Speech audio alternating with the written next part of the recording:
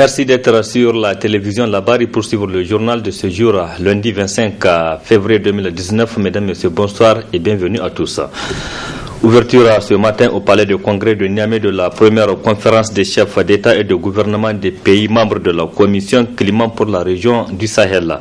Une rencontre qui regroupe une vingtaine de pays africains en vue de se pencher sur la problématique du climat au Sahel. C'est le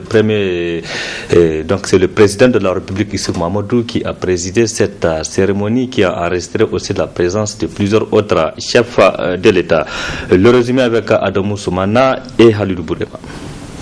Cette rencontre au sommet de la Commission climatique pour la région du Sahel se veut un cadre propice pour une prise de décision politique à même de relever les défis climatiques dans cet important espace du continent africain.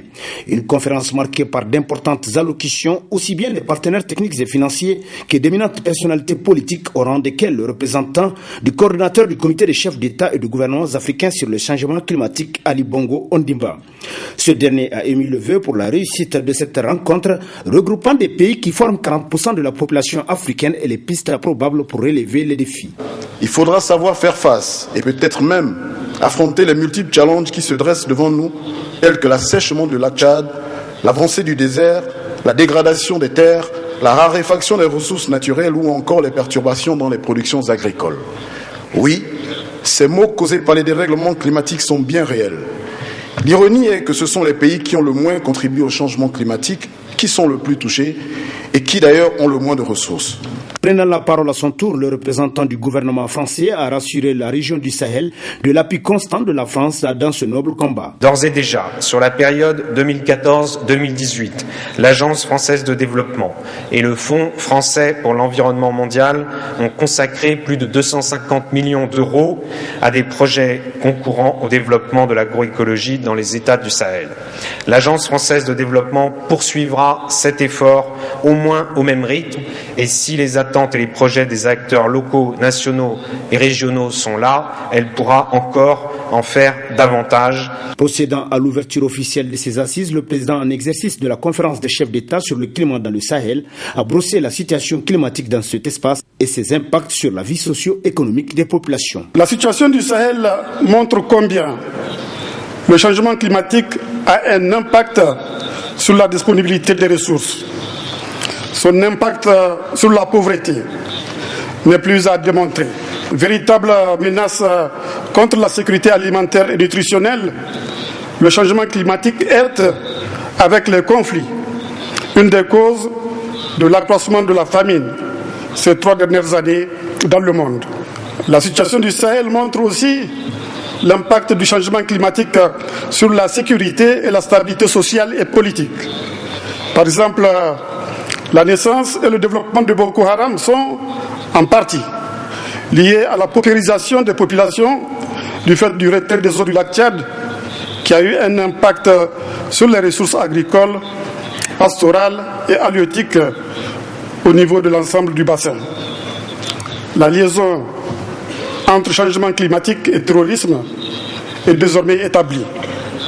La situation du Sahel montre enfin la liaison qui existe entre changement climatique et migration. Cette rencontre, la première du genre dans le Sahel, a été une réussite totale du point de vue organisation et les conclusions qui y seront issues permettront sans nul doute de relever bon nombre de défis climatiques pour le bien-être des populations. Au terme d'une journée de travaux et d'échanges enrichissants, les chefs d'État et de gouvernement des pays membres de la Commission climat pour la région du Sahel ont rendu public un communiqué final. Il nous est lu ici par le ministre nigérien de l'Environnement, Al-Mustafa Garba. Les chefs d'État et de gouvernement ont réitéré leurs préoccupations face aux graves menaces posées par les changements et variabilités climatiques en Afrique en général et dans la région du Sahel en particulier. Se sont félicités des avancées dans l'opérationnalisation de la Commission climat pour la région du Sahel et ont à cet effet loué les efforts fournis par les ministres et les experts des pays membres de la Commission climat pour la région du Sahel. Désireux de conjuguer leurs efforts en vue de lutter efficacement contre les changements climatiques et leurs effets néfastes sur les populations africaines en général et de la région du Sahel en particulier, les chefs d'État et de gouvernement se sont félicités de l'initiative prise par Sa Majesté le roi Mohamed VI du Maroc d'impulser la création de 3 commissions climat en Afrique et son engagement pour leur opérationnalisation. On saluait le rôle pionnier joué par Sa Majesté le roi Mohamed VI et sa vision pour une Afrique forte et résiliente, ainsi que le leadership et la disponibilité du Maroc, partenaire fondateur des 3 commissions climat de l'Afrique, qui a toujours œuvré pour une coopération sud-sud ambitieuse, à même de garantir un développement harmonieux et durable de l'Afrique. On a adopté le rapport de la 3e réunion des ministres en charge de l'environnement des pays membres de la Commission climat pour la région du Sahel. On a adopté également le plan d'investissement climat pour la région du Sahel sur la période 2019-2030 et son programme régional prioritaire et y adhère pleinement.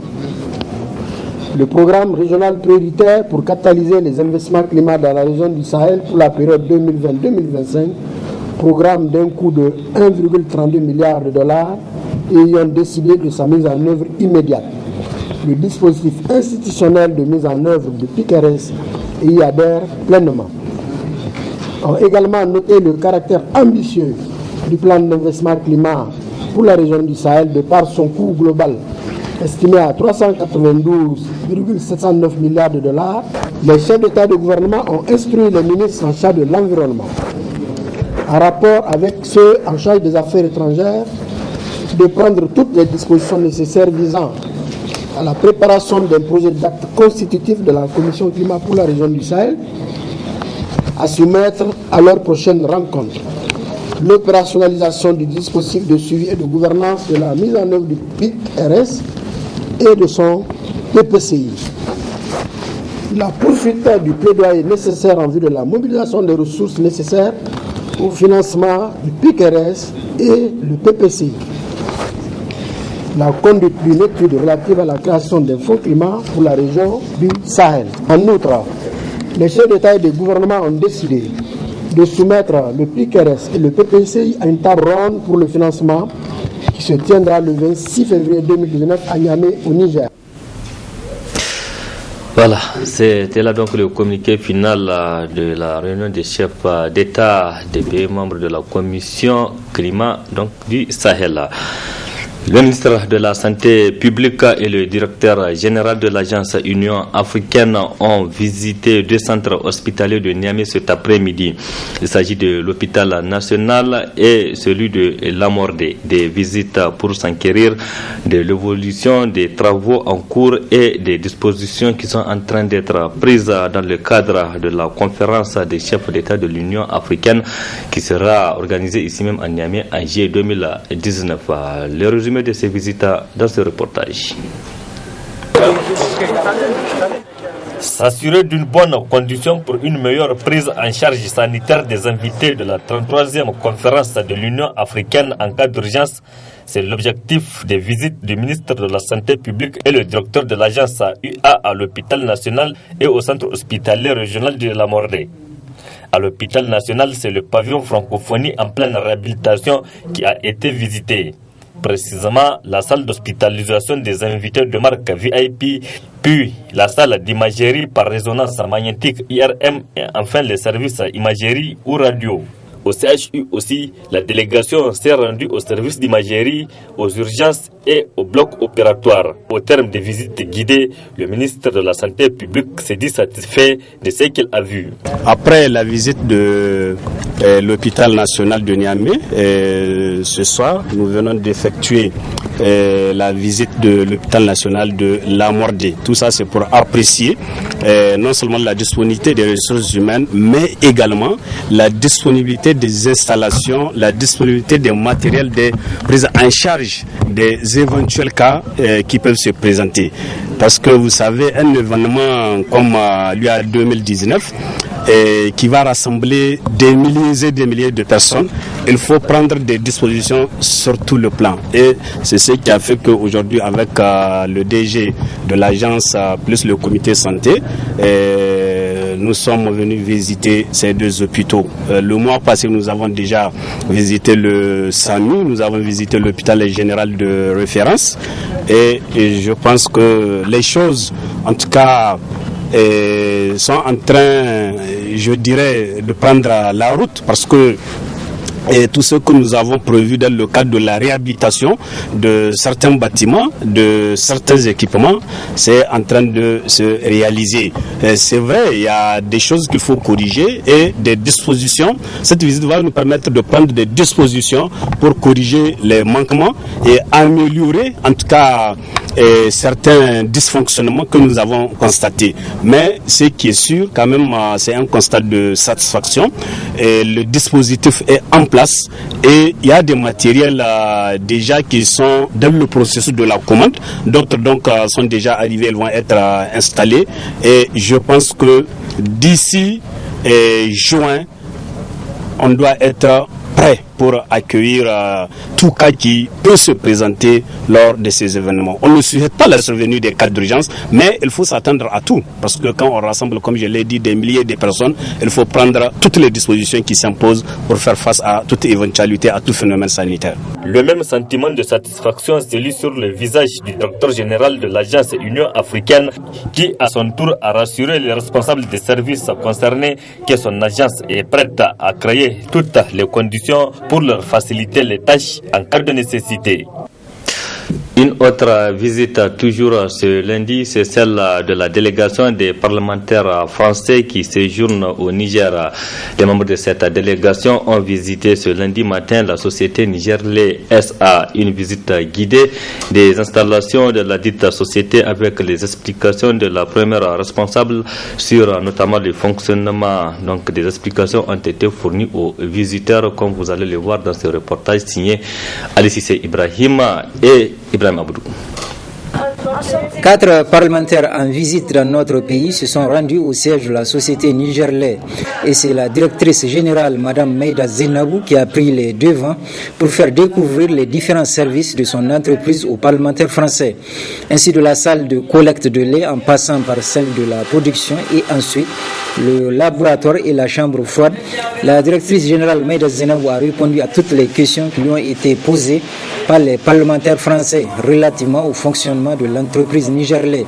Toujours au cours de cette visite, la directrice générale Meïda Zenabou a présenté aux parlementaires français l'unité de transformation de déchets plastiques avec lesquels, entre autres, des pavés et des dalles sont fabriqués.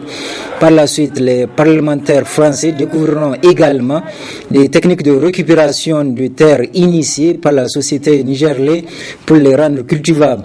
Aussi, à l'issue de cette visite, les parlementaires français donnent leur appréciation de la société Nigerlais. Nous sommes agréablement surprises parce que nous attendions à vraiment des installations puisque c'est quand même le lait, c'est une fabrication qui doit vraiment être très pointue avec les normes de sécurité sanitaire.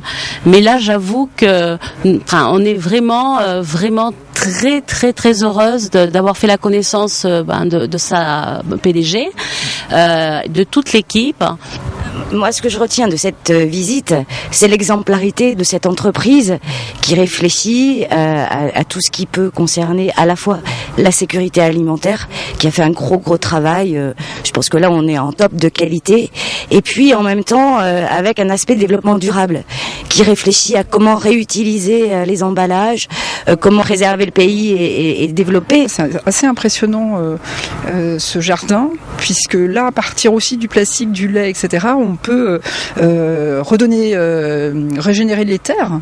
Et on a appris qu'en plus, cette expérimentation pouvait se développer sur le plan national. Et aujourd'hui, les terres, c'est quand même, c'est une des choses les plus importantes. C'est impressionnant. Voilà. La directrice générale du Nigerlais, Madame Meïda Zenabou, s'est aussi prononcée suite à la visite des parlementaires français dans son entreprise. C'est une mission essentiellement genre pour s'enquérir de l'état d'avancement, d'intégration de la femme nigérienne au sein aussi bien du secteur économique que social. Pour nous, ça revêt un caractère de poser à la face du monde que aussi au secteur industriel, nous défendons pour rehausser la qualité de la femme au Niger. Enfin, la société Nigerlait est située dans la zone industrielle de Niamey où elle met à la disposition des populations une gamme variée de produits laitiers. C'était là donc un reportage de Ali Cissé Ibrahim et Chebou Guisso. Deux acteurs de la société civile au titre de la région de Zander ont été affectés du fait de leur détermination dans le combat citoyen qu'ils mènent depuis plusieurs mois. Il s'agit de Yahya Badamassi donc de l'association alternative Espace Citoyen et Nkori du MPCR. Une décision négativement appréciée par le cadre de concertation et d'action citoyenne de la société civile nigérienne. C'est ce que vous allez voir dans ce reportage signé Hamza Sakou et Abouakar Souley. Ils gênent beaucoup et ils sont plus que jamais déterminés à se battre pour le bien-être de la population de Damagaram, mais aussi pour demander la libération de leurs camarades Sadat Ilia Damalam en prison depuis environ 10 mois. Yahya Badamassi de l'association alternative Espace Citoyen et d'Ankori du MPCR Zander ont été affectés à Tilaberi et Tawa. Une affectation que le cadre de concertation de la société civile condamne. Des gens ont été affectés parce qu'ils jouent un rôle actif dans la mobilisation citoyenne au niveau des localités où ils travaillent actuellement. Et donc c'est une sorte de représailles du gouvernement. On essaye de les éloigner des endroits où ils ont un ancrage social très fort. Ils sont dans des organisations, ils peuvent mobiliser, etc. et faire des actions qui peuvent gêner. Donc, naturellement, nous condamnons ce genre de pratiques, des pratiques vraiment qui jurent avec les règles minimales de la démocratie. C'est très grave et je pense que dans beaucoup d'endroits, nos camarades ne vont pas suivre ce genre d'affectation arbitraire. Ces acteurs de la société civile affirment leur engagement à poursuivre le combat jusqu'à demander la démission de leurs camarades de leur poste. Nous allons condamner fermement ce genre d'action et vraiment interpeller le gouvernement, lui demander de revenir sur ces décisions-là. Et dans tous les cas, c'est pas ça qui va empêcher la mobilisation. C'est pas ça qui va décourager nos camarades. Il parle d'affecter des gens, il y a même des gens qui ont été détenus, il y a des camarades qui sont encore détenus, pour lesquels on va se battre. Et donc ces méthodes d'intimidation, tout ça ne vont pas nous impressionner. Et nous allons continuer notre combat et nos camarades vont aussi réagir même individuellement. En tout cas, nous les encourageons à ne pas accepter ce genre de décision et nous on n'accepte pas. Dans tous les cas, on va se battre contre ces décisions arbitraires. D'ores et déjà, je peux vous dire, en ce qui concerne certains de nos camarades, notamment ceux d'Alternative, nous avons pris la ferme résolution qu'ils ne vont pas obtempérer à ces décisions arbitraires. Et donc c'est très clair. Et on ne va pas se laisser faire de cette façon-là. Il y a d'autres moyens de droit pour contester, mais en dehors de ça, il y a quelque chose que les gens peuvent faire. Ils peuvent refuser d'aller. Et je ne pense pas qu'on peut prendre quelqu'un et l'obliger à aller travailler ou que ce soit. Les gens peuvent démissionner. Eh bien, s'ils persistent, les gens peuvent aussi démissionner. Pour cela, indique Mouss Tchangari, tous les acteurs sont appelés à rester mobilisés, sereins pour continuer le combat, pour défendre les acquis démocratiques, mais aussi les intérêts du peuple nigérien. Ouverture ce matin au niveau du Conseil supérieur de la communication CSC des travaux de la session ordinaire de cette institution au titre du mois de février 2019. 6 points sont inscrits à l'ordre du jour de cette session, comme nous le précisent ici Nasser Dantoufo et Ibrahim Abdou. Au titre de la présente session ordinaire du Conseil supérieur de la communication, pour le compte du mois de février, 6 points sont inscrits à l'ordre du jour.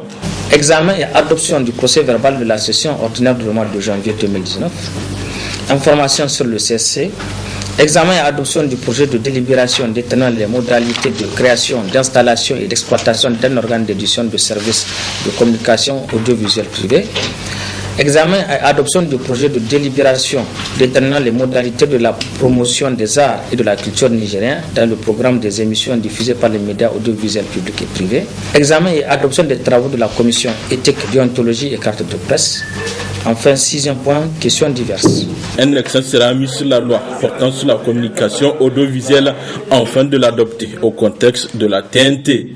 C'est donc en application des dispositions de cette loi que nous allons revoir notre texte réglementaire, non seulement pour être en phase avec le processus de migration à la télévision numérique terrestre, mais aussi pour fixer les nouvelles modalités de création, d'installation et d'exploitation d'un organe d'édition de services de communication audiovisuelle privée avec le bouleversement de la chaîne des valeurs induit par l'avènement de la télévision numérique. Le deuxième point sur lequel je voudrais insister est le projet de délibération déterminant les modalités de promotion des arts et de la culture nigérienne dans la programmation des émissions diffusées par les médias audiovisuels publics et privés. La loi numéro 2018-23 du 27 avril 2018 subvisée dispose en son article 9 que, je cite, la programmation des services d'édition de communication audiovisuelle doit refléter les préoccupations des publics urbains et ruraux et comporte des émissions d'information, d'éducation, de sensibilisation et de divertissement. Elle est variée et offre des programmes qui renseignent, éclairent et divertissent. Fin de citation. Les éditeurs des services de communication audiovisuelle ont l'obligation de favoriser le débat démocratique et de promouvoir les droits humains fondamentaux, les langues et les produits sportifs et culturels nationaux, l'unité nationale, la solidarité et la paix entre les différentes communautés ainsi que la lutte contre toute forme de discrimination. Vous comprenez bien qu'il faut, avec l'avènement de la TNT et des télévisions satellitaires qui diffusent une variété de programmes, y compris ceux qui ne sont pas adaptés à nos sociétés, protéger les œuvres et les productions nationales, notamment par la promotion des arts et de la culture nigérienne par les médias publics et privés nigériens. Il sera également examiné et adopté au cours de la présente session le rapport de la commission éthique, déontologie et carte de presse. Un mot du sport dans ce journal et c'est pour parler de la marche dénommée Marche Madana. Cette marche dans la nature, elle est initiée par l'association Lundi et elle se tient une fois par mois. Cette marche a enregistré la participation de plusieurs personnes intéressées à ce sport. Parmi ces personnes, Abdourazak Hamidou Léo et Aboubakar Soleil. Quoi de mieux que le sport pour se sentir et se maintenir en forme? L'association et salle de sport Lundi l'a bien compris en innovant avec la marche Madana.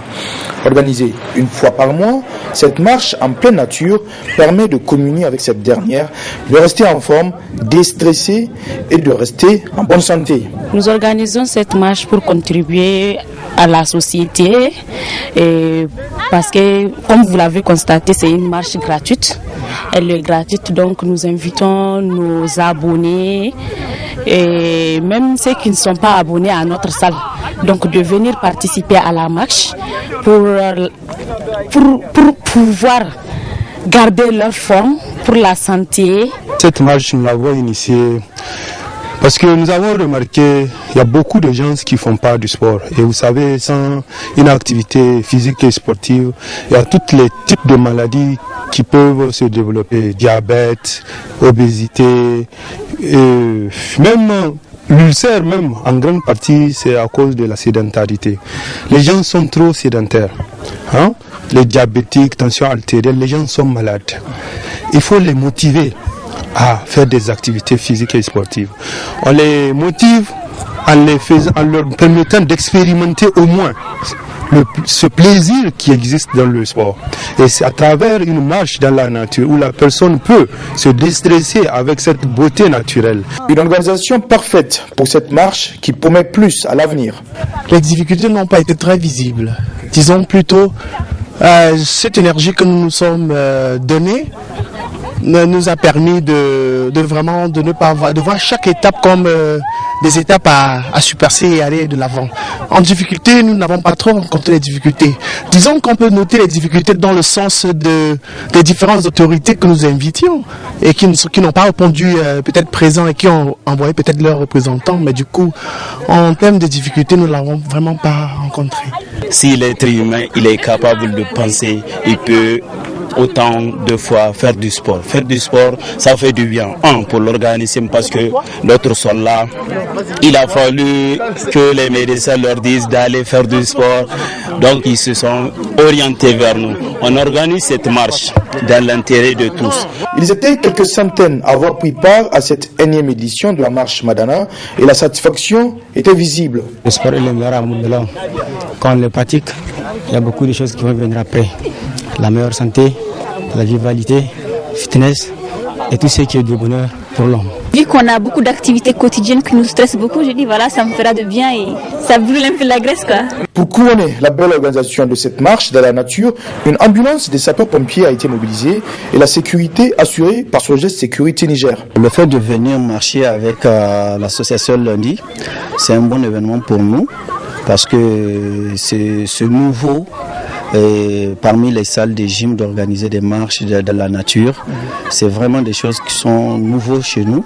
Et Sogest est venu appuyer l'association Lundi pour assurer la sécurité des marcheurs et de leurs biens. La marche dans la nature organisée par Lundi, salle de gym située sur le nouveau pavé de Dar es Salaam, est gratuite.